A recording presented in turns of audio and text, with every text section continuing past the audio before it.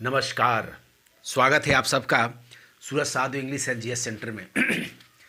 दोस्तों, आज हम बात करेंगे बंगाल में हो रहे विधानसभा चुनाव के संबंध में।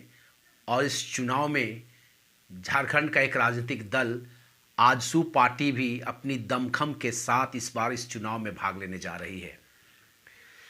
उससे पहले छोटी सी रिक्वेस्ट करूंगा दोस्तों, अगर आप मेरे चैनल में नए हैं तो इस चैनल को सब्सक्राइब ज़रूर करें, लाइक करें और बेल आइकन को ज़रूर दबा दें।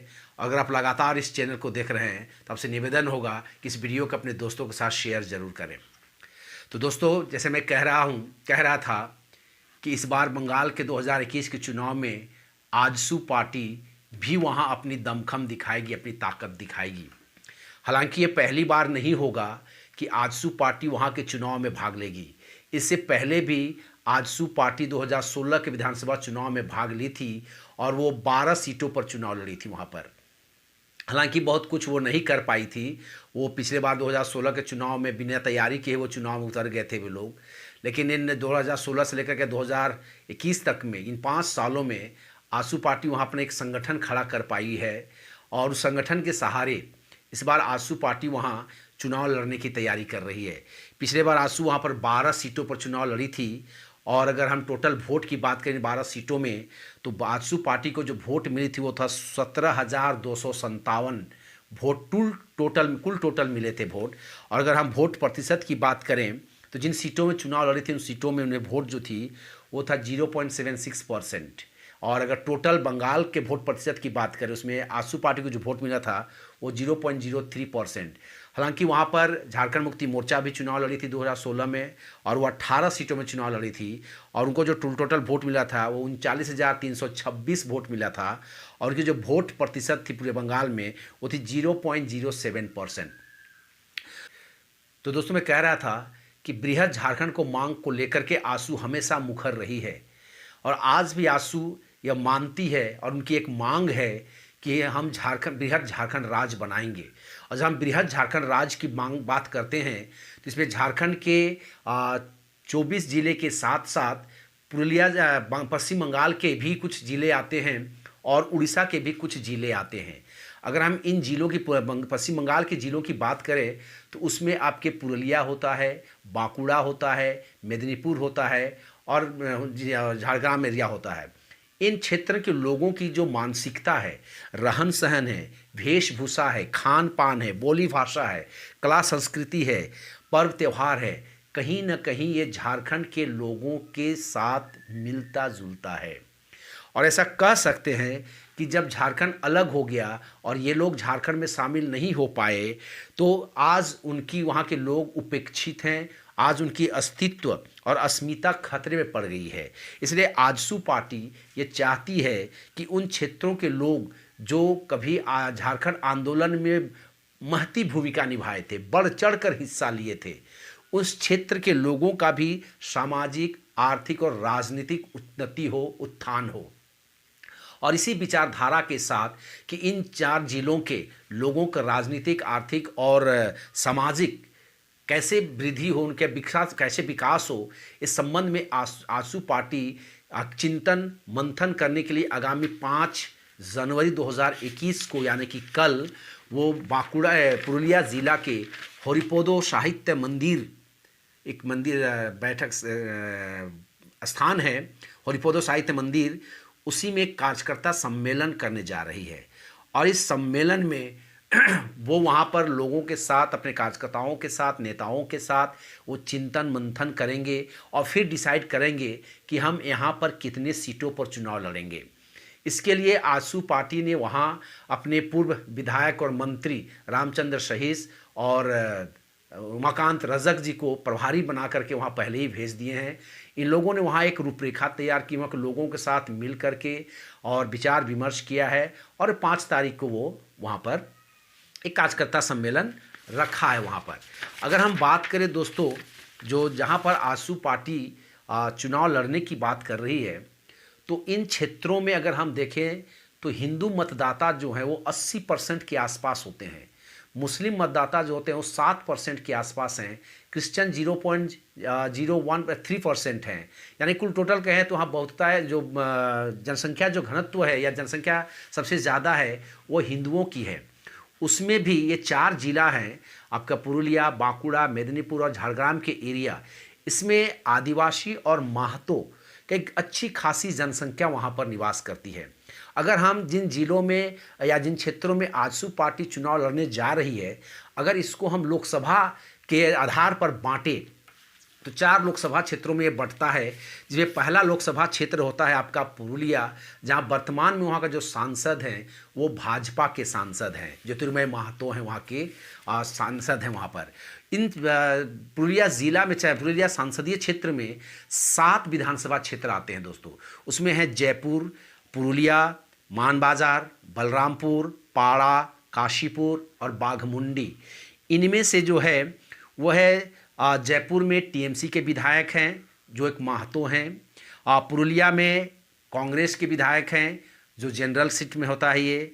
मानबाजार एसटी सीट है जिसमें तृणमूल कांग्रेस का विधायक हैं। बलरामपुर टीएमसी का विधायक है वहाँ पर, वो भी एक महतो ही हैं। पाड़ा जो है एससी सीट है जिसमें तृणमूल कांग्रेस का विधायक हैं। काशीपुर जनरल सीट है जिसमें तृणमूल कांग्रेस का ही विधायक हैं। बाघमुंडी और कांग्रेस का वहाँ पर यह है, वहाँ पर भी महतो ही एक विधायक हैं। यानी कि अगर हम बात करें पुरुलिया के इन 7 जिलों में, 7 विधानसभा क्षेत्रों में, तो 3 विधायक जो हैं वो आपके महतो हैं। एक है बाघमुंडी से हैं, दूसरा है बलरामपुर से और तीसरा है जयपुर से। और सांसद भी वहाँ पर आपके महतो ही हैं। यानी यह कह सकते हैं कि महतो इस जिला में या 7 विधानसभा सीट क्षेत्र में एक डिसाइसिव अवस्था में रहते हैं हमेशा। ये जिधर मुड़ते हैं जीत उसी की होती है। पुरुलिया में एक एसटी सीट है मानबाजार और एक एससी सीट है पाड़ा। यानी कि यहाँ पर एक एसटी और एक एससी, बाकी बात 5 जो सीट हैं वो है जनरल सीट होता है दोस्तों। उसके बाद अगर हम बात करें बांकुड़ा की, तो बांकुड़ा के संसदीय क्षेत्र में भी 7 विधानसभा क्षेत्र आते हैं, जिसमें से एक रघुनाथपुर है, सालतोड़ा है, रानी बांध है, रायपुर है, छातना है, तालडंगरा है, बांकुड़ा है। अगर हम रिजर्व सीट की बात करें तो इसमें से 4 रिजर्व सीट हैं, 2 एससी के लिए जो रघुनाथपुर है और सालतोड़ा है, और इन दोनों ही सीट में तृणमूल कांग्रेस के विधायक हैं। उसके बाद अगर हम करें रानी बांध जो एसटी सीट को के लिए रिजर्व है और रायपुर एसटी सीट के रिजर्व है, और इन दोनों ही सीटों से भी तृणमूल कांग्रेस के ही विधायक है वहाँ पर। छतना में आरएसपी का विधायक है, तालडंगरा में फिर तृणमूल कांग्रेस का है, बांकुड़ा में कांग्रेस के विधायक हैं। तो इन क्षेत्रों में भी अच्छी खासी महत्व जनसंख्या की भीड़ है, जनसंख्या है, और ये कहीं ना कहीं झारखंडी मानसिकता से ओतप्रोत लोग होते हैं।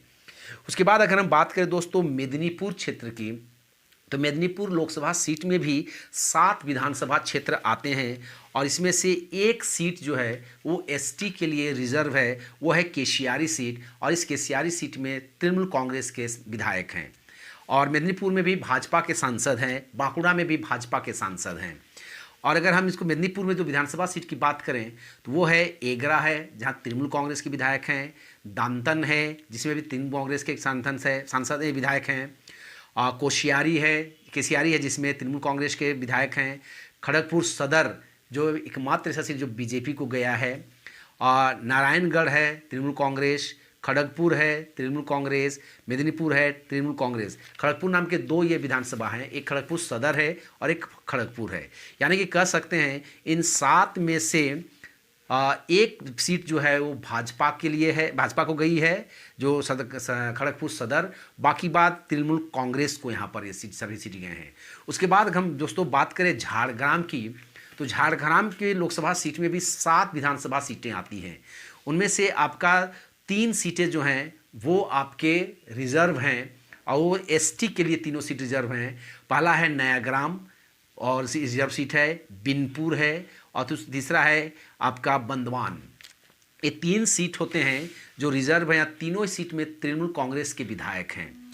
उसके बाद झारग्राम में 7 विधायक में विधानसभा क्षेत्र है दोस्तों। प्राय नयाग्राम जहाँ पर तृणमूल कांग्रेस के विधायक हैं, गोपी बल्लभपुर जिसमें तृणमूल कांग्रेस के विधायक हैं, झाड़ग्राम तृणमूल कांग्रेस के ही विधायक हैं, गढ़बेत्ता तृणमूल कांग्रेस, सालबनी तृणमूल कांग्रेस, बिनपुर टीएमसी है, बंदवान टीएमसी है।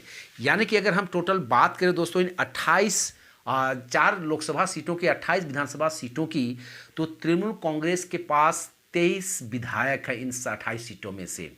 कांग्रेस के पास 3 है, बीजेपी के पास 1 है और आरएसपी के पास 1 सीट है। इन्हीं क्षेत्रों में से और 2 क्षेत्र आते हैं दोस्तों, जो हालांकि 4 लोकसभा नहीं, वो बाहर के लोकसभा में आते हैं। वह एक चंद्रकोना है जो एससी सीट है और उसमें भी टीएमसी के हैं, और बिशुनपुर में भी कांग्रेस हैं। यानी कि अगर हम 30 सीटों की बात करें, इन 30 सीटों की, तो इन 30 सीटों में टीएमसी के पास 24, कांग्रेस के पास 4, आरएसपी के पास 1, बीजेपी के पास 1, और आजसू पार्टी कहीं ना कहीं इन्हीं 4 लोकसभा क्षेत्रों की विधानसभा सीटों पर नज़र गड़ाए हुए है, क्योंकि ये क्षेत्र जो है कहीं ना कहीं झारखंड के लोगों के साथ मिलजुल कर और रिश्तेदारी इनकी बहुत ज़्यादा है। इन क्षेत्रों में झारखंड और इन 4 जिलों के लोगों के शादी विवाह, आना जाना, रिश्तेदारी, कुटुंब बहुत ज़्यादा है, या कह सकते कहीं ना कहीं झारखंड के इस मानसिकता की ये लोग यहाँ के हैं। अतः आजसू पार्टी भी चाहती है कि हम इन क्षेत्रों में चुनाव लड़े और वहाँ पर हम अपने विधायक पैदा करें। हालांकि एक बात और कह दे दोस्तों कि अभी विनोद महतो जी की बात करें अगर हम, या और महतो लीडर की बात करें, तो इन नेताओं के बाद आज महतो लीडर के रूप में आजसू पार्टी के सुप्रीमो श्री सुदेश महतो जी अपने आप को स्थापित कर चुके हैं। एकमात्र वही नेता हैं जो आज आजसू के महतो लीडर के रूप में जाने जाते हैं। हालांकि झारखंड के जो महतो हैं इनका वोट कहीं ना कहीं बंट जाता है, और ये वोट कभी भाजपा में जाती थी, जेएमएम में जाती थी, तो अब कुछ वोट आजसू भी लेती है और इसमें अपनी अच्छी खासी पकड़ बना रही है। अगर हम बात करें जेएमएम की और भाजपा की, तो इन दोनों ही दल इनकी वोट ज़रूर लेते हैं, लेकिन जब इनको बारी आती है अपने संगठन में जगह देने की, तो ये उससे थोड़ा किनारे होते हैं। अगर हम वर्तमान में भाजपा की संगठनात्मक चुनाव को देखें, जो संगठन वहाँ पर बनाया गया है, उसमें अगर हम देखें तो मात्र 1 ऐसे विधायक हैं, महतो लीडर हैं जो वहाँ पर संगठन में हैं। वो है आपके टेकलाल महतो के बेटे हैं, पटेल जी हैं, जो मांडू के विधायक हैं। बाकी बात महतो के बहुत सारे अच्छे अच्छे लीडर हैं जिनको भाजपा ने दरकिनार किया है। वहीं झारखंड मुक्ति मोर्चा भी महतो वोट को लेती ज़रूर है, लेकिन संगठन में या चुनाव लड़ने के लिए उन्हें आगे नहीं करती है। अगर हम झारखंड में बात करें जमशेदपुर सीट की, जहां पर महतो वोट का एक मुश्त वोट जेएमएम को मिलता है, लेकिन जमशेदपुर लोकसभा सीट में उन्होंने एक महतो को इस बार नहीं लड़ाया। हालांकि भाजपा कई बार वहाँ लड़ाती रहती थी महतो को, लेकिन इस बार जेएमएम ने एक आदिवासी को वहाँ पर लड़ा दिया। यानी कहीं ना कहीं इससे महतो वोट भी, या महतो जो लोग हैं वो भी झारखंड मुक्ति मोर्चा से नाराज चल रहे हैं।